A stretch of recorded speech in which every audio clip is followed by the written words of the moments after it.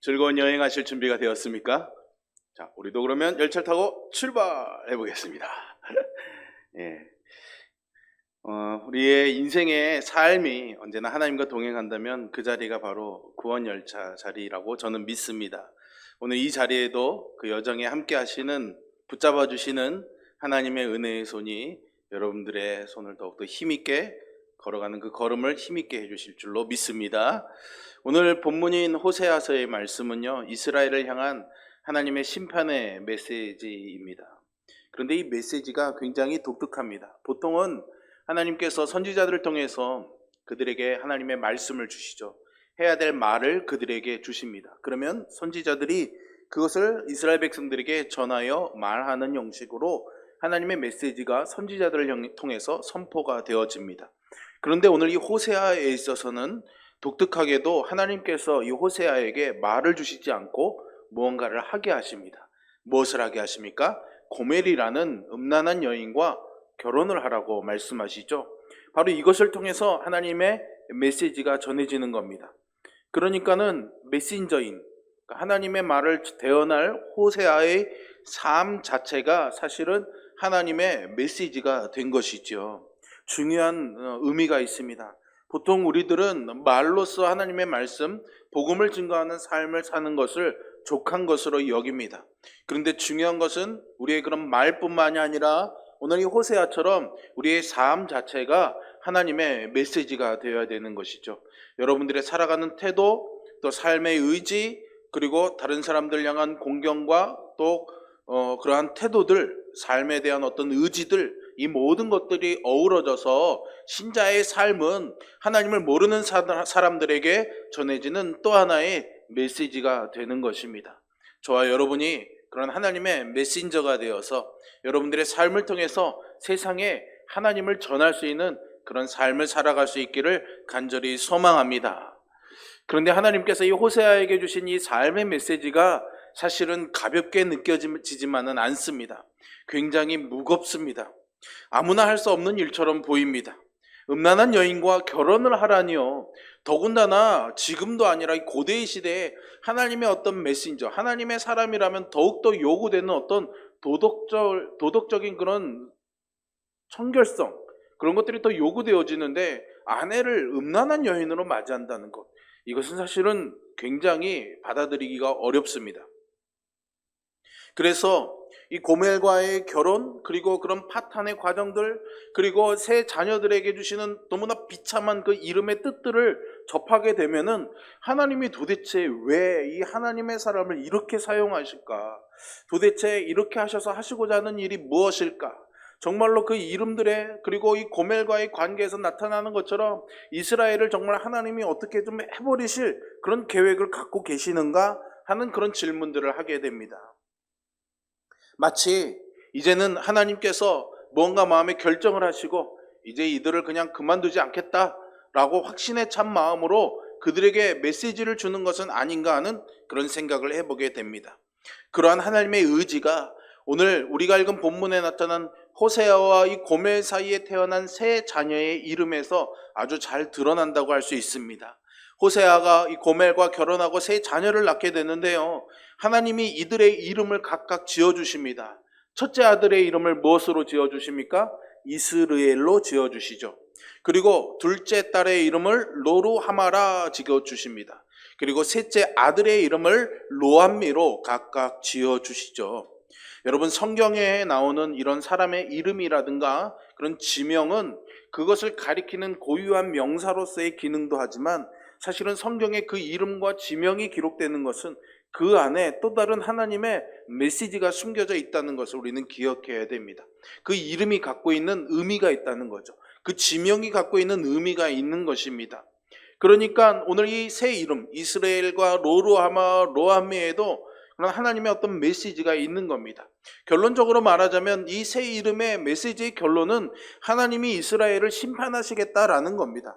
나는 더 이상 너희와 상관하지 않겠다라는 내용이 이 이름의 뜻에 담겨져 있는 것이죠. 사실 자신의 모습들 끝까지 하나님 앞에 불순종하고 우상 숭배하고 있는 이 이스라엘 백성들 향해서 하나님이 선지자들을 보내시고 그들을 징계하셔서 돌아오고 회개하기를 요구하시지만 그들은 끝까지 돌아오지 않습니다. 그리고 이미 마음이 찢어져서 하나님 앞에 순전한 마음으로 나아가지 않습니다. 그런 그들에게 하나님이 이스라엘이 될 것이라고, 너희는 로루하마가 될 것이라고, 너희는 로암미가 될 것이라고 말씀하시는 거죠. 첫째, 이 이스라엘의 의미가 무엇일까요? 이 이스라엘이라는 이름에는 두 가지 뜻이 담겨져 있습니다. 그 첫 번째로서 하나는 흩으셨다라는 뜻입니다. 흩어놓으신다라는 뜻이죠. 두 번째로는 심었다라는 그런 의미가 있습니다. 우리가 4절의 말씀을 유추해서 생각해 보면은 아마도 하나님이 흩으신다라는 의미로 이 이스라엘을 사용하고 있습니다. 이스라엘을 산산조각 내어서 다 흩어지게 하시겠다라는 그런 의미인 것이죠. 그러니까 이 이스라엘의 이름은 하나님의 심판을 의미하는, 이제 이 이스라엘이 하나님의 진노의 대상이 되었다라는 선언입니다. 하나님께서 아브라함이라는 한 사람을 부르셔서 그를 통해서 민족을 이루시고 구속의 역사를 이루겠다 약속하셨는데, 이제 그 후손인 이스라엘을 산산조각 내어서 온 세상에 흩어놓으시겠다는 하나님의 경고입니다. 그리고 이 이스라엘은요, 또 다른 지명으로도 사용이 됩니다. 그러니까 호세아의 아이로서의 이름도 있지만요, 지명이기도 했습니다. 사실 이 호세아가 말을 전하고 있는 북이스라엘은 여러 왕조가 바뀌어 왔습니다. 한 왕조, 우리로 치면 조선시대 때 이씨 왕조로 이렇게 한 가족이, 한 가문이 다스리는 왕조가 아니라 6번인가 7번, 8번인가요? 이렇게 왕조가 주인이 바뀌게 됩니다. 그 중에서 가장 극악하고 우리의 기억에 가장 남아있는 왕이 아합 왕인데요. 이 아합 왕의 왕조가 오므리라는 왕조입니다. 시조가 오므리가 첫 번째 왕이었거든요.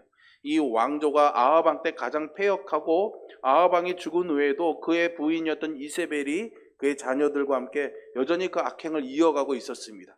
그런데 하나님께서 이 이스라엘을, 이 이세벨과 아합의 왕가를 이제 반역자를 일으키셔서 뒤집어 놓으시거든요. 그 반역자가 바로 예후라는 사람입니다. 오늘 4절에도 나오죠.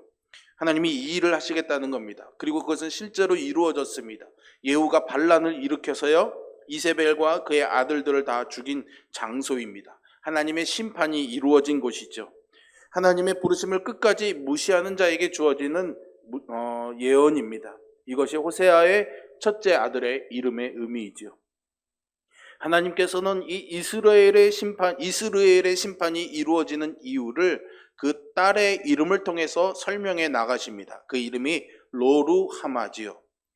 로루하마. 이 히브리어에서요, 맨 앞에 로가 나오면은요, 아니다라는 의미입니다. 이 부정의 의미가 있습니다. 그러니까 로 땡땡땡 하면은 뒤에 거가 아니야라는 그런 의미가 담겨져 있거든요. 이 루하마라는 의미는요, 하나님이 긍휼히 여기신다라는 뜻입니다. 그러니까 로가 붙었으니까 무슨 뜻입니까? 하나님이 긍휼히 여기지 않으신다라는 그런 뜻이 되는 거죠. 하나님이 그들을 불쌍히 여겨주지 않으시고 은혜를 주시지 않을 때에 바로 이스라엘의 심판이 있다라는 의미입니다. 그리고 막내 아들의 이름을 로암미로 하시죠. 여기 또 나왔습니다. 로가 나왔어요, 먼저. 그죠? 로는 뭐라고요? 아니다. 그러면 암미의 뜻이 무엇인지 알면 되겠죠? 암미는 백성, 자녀라는 그런 의미입니다. 하나님의 백성, 하나님의 자녀라는 의미죠. 그러니까 로가 붙었으니까 뭡니까? 하나님의 백성이 아니다라는 그런 의미입니다. 하나님의 흩어놓으시고자 마음을 작정하시고 그들에게 긍휼을 베풀지 않으셨습니다.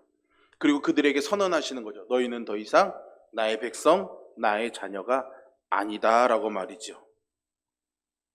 이렇게 호세아의 자녀들에게 저주와 같은 무서운 이름을 하나님이 붙여주셨습니다. 그런데 과연 하나님께서 이 이스라엘이라 로루하마라 로암미라고 그렇게 이름을 지어주시고 정말로 그들을 징계하시기로 확정하신 걸까요, 여러분? 당신의 백성들을 버리시고 용서하지 않고 이제는 그들을 다 흩어놓으시고 관계하지 않으시려고 이런 말씀을 하고 계시는 걸까요, 여러분? 사실은 이스라엘 백성들이 그동안 해온 일들을 우리가 생각해 보면은 그러기에도 충분하다 생각이 듭니다. 하루 이틀이 아니잖아요. 아무리 해도 변화되지 않고 양심이 굳어버린 그들이지 않습니까? 하나님이 그들을 사랑으로, 은혜로 그렇게 부르시고 끌어안으셔도 그들은 듣지 않았습니다.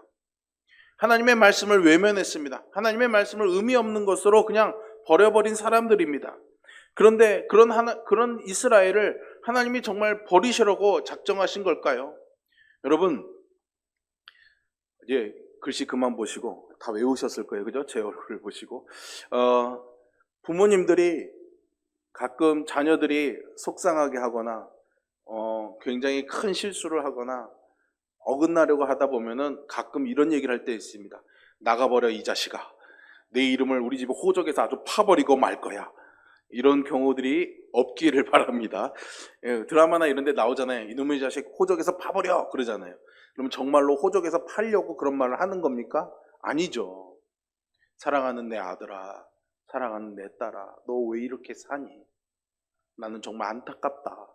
너가 정말 이 잘못된 길에서 빨리 돌아와서 내 아들답게, 내 자녀답게 살았으면 좋겠다. 나의 기쁨이 되었으면, 부모의 기쁨이 되는 자녀였으면 좋겠다라는 마음이 이놈의 새끼 호적에서 파버려 이렇게 나오는 거 아니겠습니까? 진심이 아닌 거죠. 진짜로 그렇게 하겠다는 말이 아닌 거죠.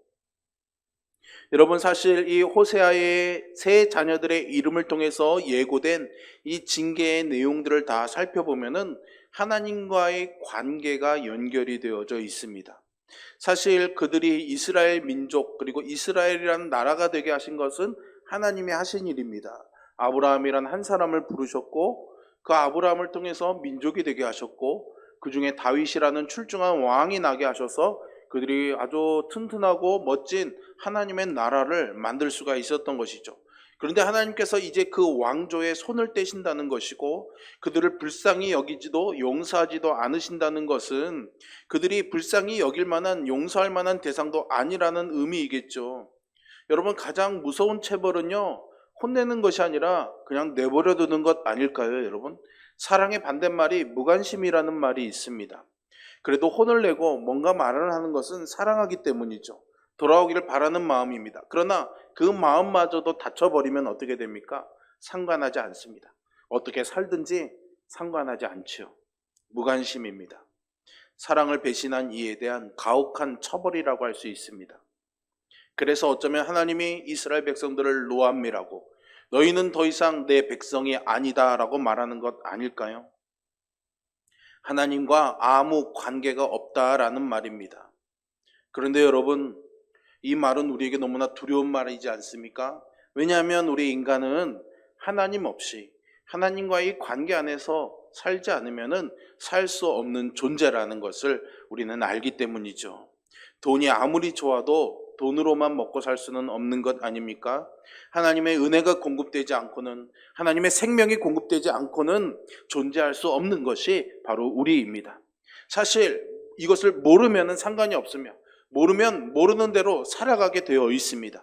그런데 여러분, 주님이 없으면 살 수 없게 된다는 것을 깨닫게 되는 그 순간에 그분의 은혜를 경험하고 난 그 이후에는 이제는 주님 없이 우리는 살 수가 없는 겁니다. 똑같은 예는 없지만 여러분, 요즘 우리 굉장히 무덥지 않습니까? 예전에는 에어컨 없이도 부채 하나 갖고 차가운 물에 발 담그고도 여름을 잘 났습니다. 그냥 그렇게 나는 것이 여름을 나는 최고의 방법이라고 여겼죠. 그런데 우리는 이제 에어컨이라는 정말 상상을 초월하는 무더위를 식혀줄 만한 기계가 있다는 것을 압니다. 그러니 더우면 더울수록 뭘 찾습니까, 여러분? 에어컨을 찾는 거죠. 에어컨을 찾고 이거 없으면 정말 못 살 것 같은 그런 마음이 드는 겁니다. 그렇다고 에어컨 가지고 살자는 얘기는 아니고요, 여러분. 예를 들자면 그렇다는 겁니다. 모르면은 상관없지만 알게 되면은 더 이상 그것 없이는 살 수 없는 것. 그것이 우리 신자들입니다. 우리는 이미 알게 된 존재들이거든요. 주님이 우리에게 은혜를 주셨고 성령님이 우리 안에서 그것을 깨닫게 하셨기 때문에 우리는 그 은혜를 맛본 사람들입니다. 그 은혜를 알고 있는 사람들이죠. 그러니 그러고 나서는 우리는 주님 없이 살 수 없는 사람들입니다. 그런데 지금 하나님께서 이제 나는 너희와 모든 관계를 끊겠다라고 그런 이스라엘에게 말씀하시니 이것이 얼마나 처참한 상황이겠습니까? 만약 하나님께서 나에게 그런 말씀을 하신다면 여러분들은 그것을 감당하실 수가 있겠습니까? 저는 못 살 것 같습니다. 다른 것이 다 없어도 살 수 있습니다.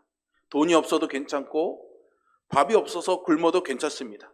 계속 굶지 않기를 바랄 뿐입니다. 인생이 내 뜻대로 되지 않아도 괜찮습니다. 세상이 다 내게 의미 없는 것이어도 저는 괜찮습니다. 하지만 주님 없이는 안 됩니다. 이것이 저의 고백이고 여러분들의 고백이 될 수 있기를 바랍니다. 예수님을 믿고 구원받은 모든 신자들의 고백이 되어야 될 줄로 믿습니다. 참된 생명을, 참된 하늘의 기쁨을 맛본 사람들은 이러한 고백을 하며 살 수밖에 없습니다, 여러분.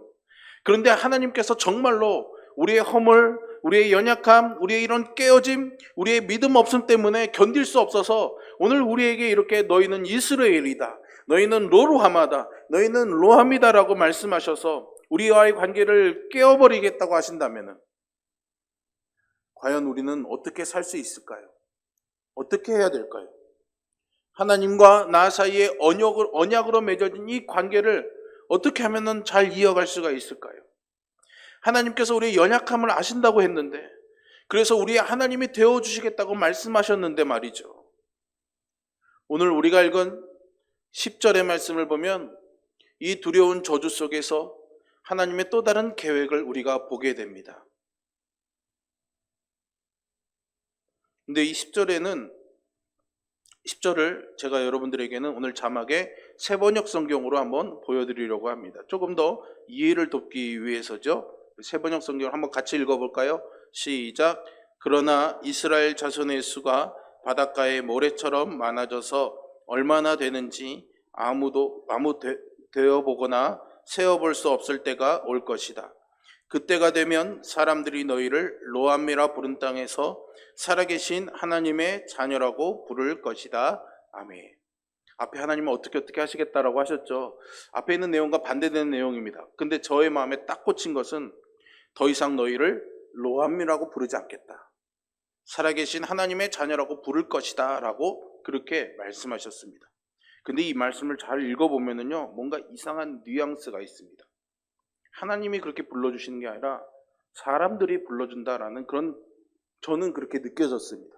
사람들이 너희들을 살아계신 하나님의 자녀라고 부르게 할 거야, 하나님이 그렇게 만들어 줄 거야 라고 말씀하시는 것처럼 저에게는 깨달아졌습니다. 그러고 생각해 보니까 하나님과의 관계가 모두 끊어진 우리들 아닙니까? 이스라엘 백성들 아닙니까? 이미 이제 이 이스라엘 백성들은 하나님과 관계없는 사람들이 되어버렸습니다.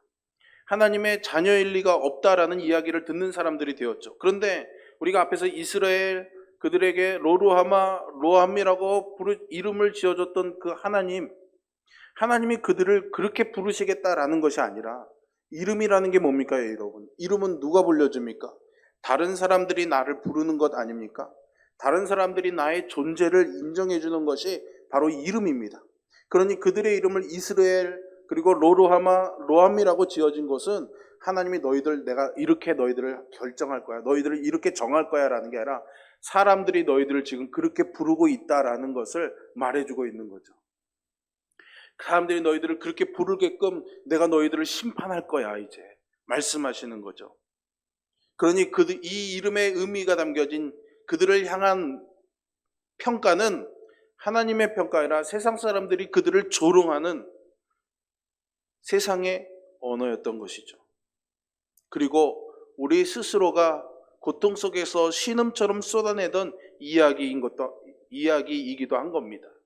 길가의 돌멩이처럼 이리 채이고 저리 채이며 살아가는 우리를 보면서 세상이 쏟아놓는 말, 그리고 우리 스스로가 우리의 삶을 한탄하면서 나는 하나님의 긍휼 받을 자격이 없어, 하나님이 나를 버리셨어 라고 말하는 우리의 말이 아닐까요 여러분? 하나님과의 관계의 깨어짐은 사실은 이스라엘이 자초한 삶이었습니다.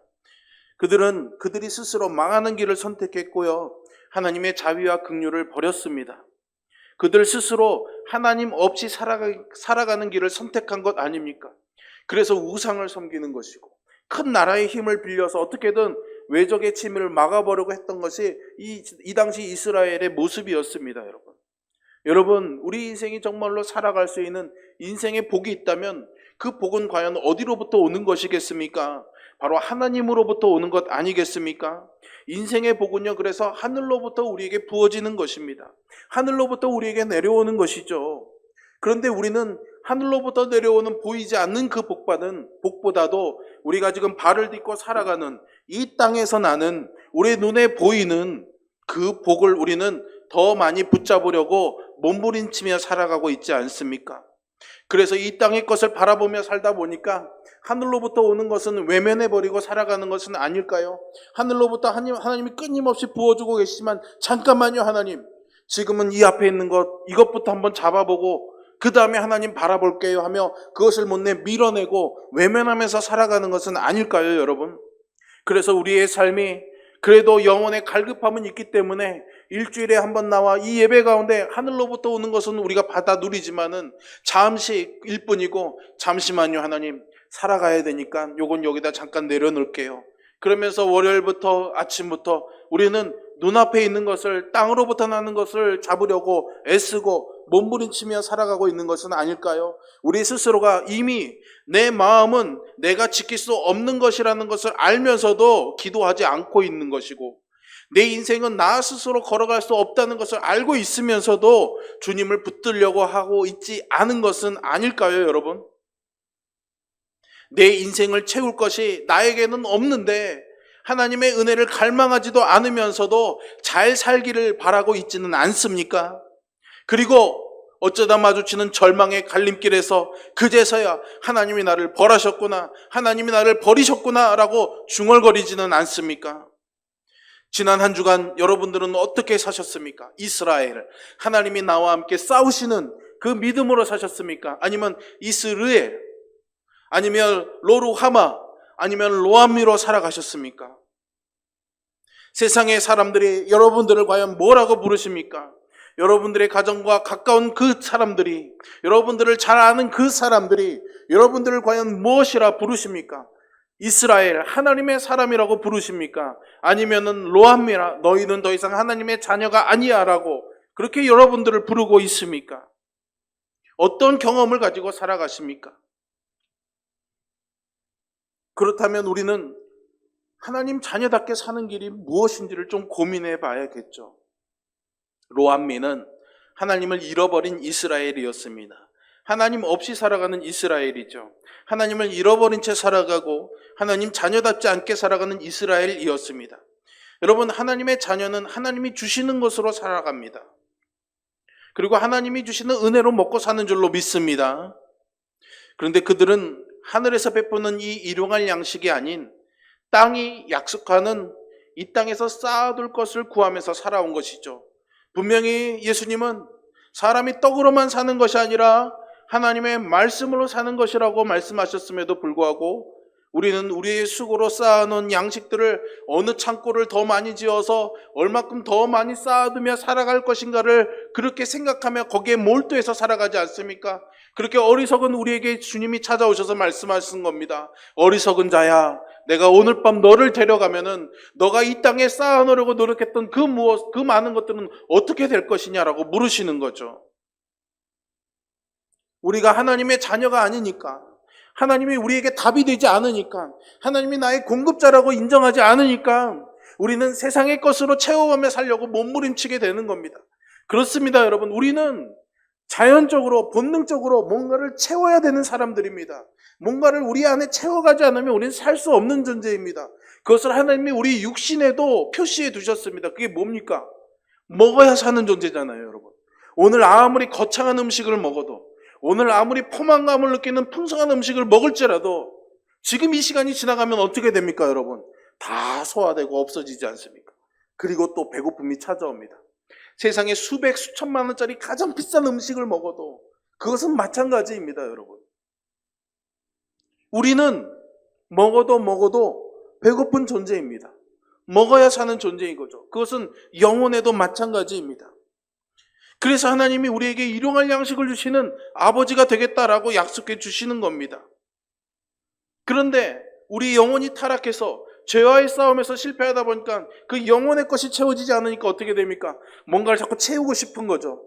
비어있으면 우리가 견디지를 못하는 겁니다. 그래서 뭘 찾습니까? 빨리 얻을 수 있는 걸 찾는 겁니다. 빨리 구할 수 있는 것을 찾는 겁니다. 보이는 것들을 채워가려고 그러는 거죠. 그래서 세상의 것들을 우리의 마음에 채워두고 살아가면서 이 정도 먹었으니까 괜찮지, 살만하네 라고 배부른 소리하고 있는 거죠. 그런 우리를 안타깝게 바라보며 하나님이 우리에게 말씀하십니다. 너는 하나님의 자녀일 리가 없다라고 말이죠. 여러분, 이것이 어쩌면 오늘 우리 한국교회의 모습이며 우리의 신앙이 짊어지고 가는 삶의 무게가 아닐까요? 내가 어떤 존재인지, 나는 어떤 이름으로 불려지고 있는지, 내가 뭘 먹고 사는 사람인지도 모른 채로 그냥 앞만 보면서 달려가는 것이 우리의 인생은 아닐까요, 여러분? 하나님은 그런 우리들에게, 그런 이스라엘에게 호세아를 통해서, 그의 말을 통해서, 그의 삶을 통해서 우리에게 말씀하십니다. 그리고 우리에게 찾아오시는 거죠. 여러분, 언제나 하나님의 방법은 이렇습니다. 우리는 이미 멀어져 버렸는데, 우리는 돌아갈 수 없다라고 생각하는데, 우리는 우리 스스로 로함이라고, 우리 스스로를 로로하마라고, 하나님이 우리를 긍휼히 여기지 않으신다고, 하나님이 우리를 버리셨다고, 우리는 더 이상 하나님의 자녀가 아니라고 스스로 우리가 물러나 주저앉아 있는데, 그런 우리에게 언제나 하나님은 먼저 찾아오십니다. 그것이 하나님의 은혜인 것이죠. 하나님은 언제나 이런 방식으로 일하십니다. 우리 스스로가 하나님과의 관계를 깨트려버리고 하나님의 마음을 상하게 하고 우리 스스로가 이 관계를 놓아버리고 버리고 사는데 늘 하나님이 먼저 찾아오십니다. 하나님께서 말씀을 가지시고 우리의 삶에 찾아오시는 거죠. 그리고 보지 못하는 우리들에게 그것을 보여주셨습니다. 태초에 말씀이 계십니다. 이 말씀이 하나님과 함께 하셨고 그 말씀이 우리를 위하여 이 세상에 육신을 입고 오신 것이죠. 예수님이 이 땅에 오심은 단지 십자가에서 죽기 위해서만이 아니었습니다. 중요한 구속사역의 목적이었지만 하나님은 보여주고 싶으셨던 겁니다. 얘들아, 사랑하는 내 아들아 딸아, 너희들은 스스로 로함이라고 부르지만 나는 이제 하나님의 자녀가 아니야 라고 부르지만 잊지 말아라. 나는 한 번도 너희들과 떨어져 있었던 적이 없단다. 나는 언제나 너희들에게 찾아가는 존재다. 높은 하늘 보좌를 버리고 땅으로 올 것처럼 오는 것이라고 할지라도 나는 너희들을 찾아가는 존재다. 말씀해 주시는 거죠. 이것이 성육신의 은혜입니다. 그냥 십자가에 죽으러 오셔서 고맙습니다가 아닙니다. 하나님이 지금 이 자리에, 여러분들이 앉아 계신 그 자리에, 여러분들의 마음에 지금 함께하고 계십니다. 그리고 말씀해 주시는 거예요. 잊지 마라. 내가 너와 함께 있다라고 말이죠. 그리고 우리에게 사랑하라고 말씀하시는 겁니다. 나를 사랑하라고요. 왜 하나님이 우리에게 그 사랑을 요구하실까요? 하나님의 어린아이 같아서 사랑받지 못하면 너무 화가 나서 질투심이 많아서 그런 걸까요? 그런데 여러분 생각해 보세요. 우리가 하나님께 드릴 수 있는 그 사랑이란 게 과연 어떤지요? 완전한 사랑입니까, 여러분?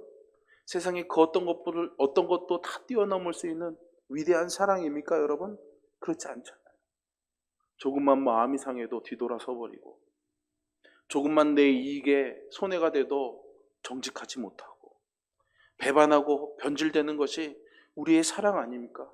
근데 왜 하나님이 그런 하찮은 우리의 사랑을 목말라 하고 계실까요, 여러분? 왜 그런 사랑을 하나님이 기대하고 계실까요? 이것은 예수님께서 왜 우리를 위해서 십자가에 죽으셔야 됐는가라는 질문과도 동일한 질문이라고 할 수 있습니다. 왜냐하면 로함미로 살아가는 참혹한 우리의 인생에서 하나님이 우리를 구원해 주시기 위함이 답이기 때문입니다. 우리를 살려주시려고요. 우리를 구해 주시려고요. 그래서 하나님은 우리의 구원하시는 하나님이 됩니다. 여기서 이름의 또 다른 의미가 우리에게 다가옵니다. 여러분, 호세아는 히브리어로 보면은요, 여호수아와 예슈아와 메시아와 같은 의미로, 같은 표현으로 이루어집니다. 다 같은 말이에요, 사실은. 예수, 구원자이신 거죠. 그러니까 호세아를 통해 하나님이 말씀하시는 것은 부정한 여인과 결혼해도 난 너를 용서해 줄 거야가 아니라 나는 너의 구원자야 라는 말씀인 겁니다. 너와 함께하는 너의 구원자야 라는 거죠. 자신의 백성을 구원하려고 찾아오신 그 하나님이 우리에게 바로 예수이신 거죠. 그러면 우리는 언제 이 로암미라고 하는 이 이름을 떼어버릴 수가 있을까요? 어떻게 하면 이 로를 떼어버리고 진짜 우리가 암미가 될 수 있을까요? 말씀 안에서 우리가 은혜 받고 예수를 믿어서 하나님의 백성이 되었다지만은요, 다시금 도망치는 이 고멜, 이 아내처럼 하나님 없이, 은혜 없이 깨어지고 마는 것이 우리네 이름이고 우리의 인생 아니겠습니까? 언제쯤 우리는 이 10절의 말씀처럼 살아계신 하나님의 자녀라고 불려지는 그 때를 우리가 만날 수 있을까요? 언제쯤 이 약속의 능력을 우리가 실감하면서 살아갈 수가 있을까요? 누가복음 11장에서 예수님이 가르쳐 주신 기도처럼 하나님의 나라가 우리의 삶에 임하게 될 그 날은 과연 언제일까요, 여러분? 우리는 언제쯤이면 주님과 늘 동행하는 것처럼 풍성한 열매 맺는 그 은혜 안에서 살아갈 수 있을까요? 이스라엘은 스스로 하나님이 안 계신 것처럼, 하나님이 자기들을 버리신 것처럼 살았습니다. 이제 그들이 하나님 백성답게 살아갈 수 있는 로암미가 아닌 암미, 하나님의 백성이 되는 길은 무엇일까요? 사실은 우리에게는 방법이 없습니다. 우리를 버릴 수 없어서 찾아오시는 하나님께 열쇠가 있습니다. 시편 94편 14절의 말씀에 보시면 이렇게 말합니다. 여호와께서는 자기 백성을 버리지 아니하시며 자기의 소유를 외면하지 아니하시리로다. 아멘. 하나님이 우리를 포기하지 않으신다고요. 하나님이 우리를 놓지 않으신다고요. 그래서 시편 기자는 85편 8절에서 계속해서 이야기합니다. 내가 하나님 여호와께서 하실 말씀을 들으리니 무릇 그의 백성 그의 성도들에게 화평을 말씀하실 것이라. 그들은 다시 어리석은 대로 돌아가지 말지로다 라고 말합니다. 하나님이 말씀하실 거니까, 하나님이 우리 안에 채워주실 거니까, 우리로 이렇게 살아가게 일하실 거니까 어떻게 하라고요? 어리석은 대로 돌아가지 말라는 겁니다. 그러면 어리석은 데는 과연 어디일까요, 여러분? 말씀하시는데 어리석은 대로 돌아가지 말라고 그랬습니다. 그럼 그 어리석은 데는 이 말씀 안에서 뭘로 이해할 수 있을까요? 말씀이 들리지 않는 곳입니다. 말씀하지 않는 곳이죠. 하나님이 계시지 않는 곳입니다. 우리가 하나님을 바라보지 않는 곳입니다. 우리로 하여금 하나님을 바라보지 못하게 하는 곳이죠. 그 모든 것들이 다 어리석은 곳이 되는 겁니다. 한마디로 말하면 믿음 없는 삶의 자리인 것입니다. 그래서 믿음 없으면 죄가 되는 겁니다. 왜냐하면 지금 나와 함께 하시며 우리를 구원하시는 그 하나님을 없는 것처럼 살아가는 거니까, 그분을 부인하는 것이니까. 그래서 죄가 되는 겁니다. 염려하며 근심하며 낙담하는 것도 죄입니다. 왜? 하나님이 내 곁에 계시는데 염려하는 것은 그분이 계시지 않다고 생각하는 것이거든요. 악을 쫓고 불의를 추구하고 욕심에 사로잡히고 범죄하며 사는 것도, 불평과 원망도 그래서 죄인 것입니다. 모두가 다 지금 나와 함께 이 자리에 계시며 나를 구원하시는 그 하나님을 외면하는 것이기 때문이죠. 그래서 바울은요, 골로새서 2장 6절에서 우리에게 말씀합니다. 여러분, 예수 그리스도 안에서 살아가십시오. 그 안에서 행하시기를 바랍니다 라고 말이죠. 그리고 12절에서 이렇게 말합니다. 너희가 세례로 그리스도와 함께 장사되고 또 죽은 자들 가운데서 그를 일으키신 하나님의 역사를 믿음으로 말미암아 그 안에서 함께 일으키심을 받았느니라. 로암미가 되었던 우리들, 버려진 바 되었고 극률에서 외면당했던 로루하마가 되었던 우리들인데, 그래서 이스라엘처럼 마음이 산산이 찢어지고 우리의 삶이 갈기갈기 찢겨서 흩어져 버린 그런 우리의 삶인데, 그런 우리들을 그냥 내버려 두지 않으시고 예수님께서 십자가에 죽으시고 부활하실 때 우리와 믿음으로 함께 있게 하셔서 우리를 그 안에서 일으켜 주셨다라고 바울은 증거하고 있습니다. 누가 하셨다고요? 하나님이 하신 겁니다. 우리를 더 이상 로함이라고 불리지 않도록 하나님께서 이 일을 하셨다라는 겁니다. 그러니 우리는 그리스도와 함께 살아야 되는 사람들입니다.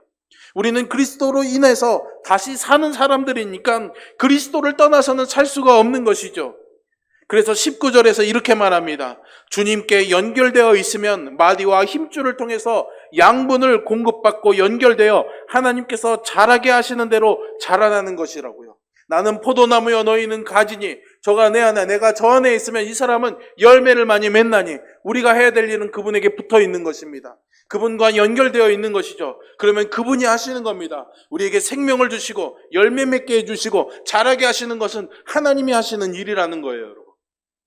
그러니 우리는 예수 안에 있을 때 어쩌면 세상 사람들이 보기에는 황무지 같고 척박한 그런 우리의 삶이라고 할지라도 그 안에서 우리를 자라게 하시는 줄로 믿으시기를 바랍니다. 그래서 우리가 싸우는 이 믿음의 싸움은 혈과 육에 관한 싸움이 아닙니다. 보이는 것의 싸움이 아니에요. 얼마나 많은 것을 가졌느냐, 얼마나 많은 것을 잃어버렸느냐가 중요한 게 아니라는 거예요. 과연 많은 것을 가지고도 많은 것을 잃어버리고도 예수님이 내 삶의 주인이신지 아닌지, 나는 과연 무엇을 선택하며 살아가는 건지, 나는 어느 곳에 서 있는지가 중요하다는 겁니다. 어리석은 곳에 있는 것이 아니라 그분이 계신 그곳에, 그분이 말씀하는 그곳이 비록 광야일지라도 그곳에 서 있는 것이 우리에게는 사는 길인 줄 믿으시기를 바랍니다. 하나님이 우리에게 이걸 바라고 계시는 거예요. 그 자리에 서 있기를 바라는 거죠. 그것을 위해서 하나님이 우리를 위해 싸우시는 겁니다. 그것을 위해서 하나님이 우리와 함께 하시는 겁니다. 그리고 그 싸움을 이겨 승리할 수 있도록 주님이 우리에게 마치 주문이라고 표현하기는 좀 애매하지만은요, 여러분. 그래도 주문이라는 표현밖에 저에게 떠오르지 않습니다. 우리에게 주문을 가르쳐 주셨어요. 멀리 도망갈 것 같고 낙심할 것 같고 하나님 나를 버리신 것 같고 내가 로암미가 될 때 주님께서 우리에게 이것을 외워, 이런 기도를 해라고 우리에게 가르쳐 주셨어요. 그게 뭡니까? 주의 기도입니다. 하늘에 계신 우리 아버지, 하늘에 계신 우리 아버지, 하나님이 너의 아버지라는 것을 잊지 말라는 기도를 가르쳐 주신 거죠. 그러므로 우리는 이 주님의 기도함 가운데 있을 때 적어도 그때만큼은 로암미가 아닙니다. 왜요? 하늘에 계신 우리 아버지시니까는요. 너희는 내 자녀가 아니다, 너희는 내 백성이 아니다 라는 이 이름이 우리에게서 멀어지는 길은 하늘에 계신 내 아버지 무릎 꿇을 때인 줄로 믿습니다.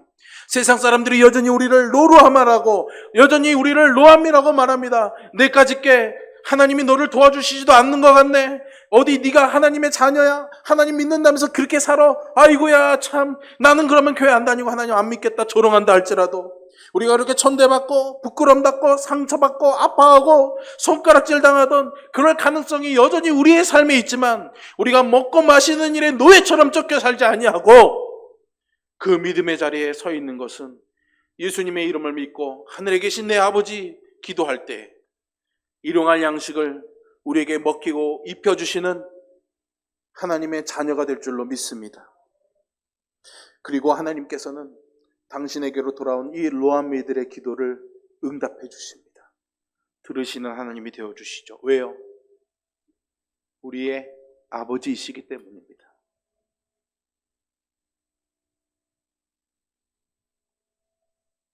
풍성하게 먹을 것을 쌓아놓고 살아가는 삶은 아닐지라도 하늘에 계신 아버지, 암미, 하나님의 자녀가 된 우리에게는 약속된 것이 있습니다.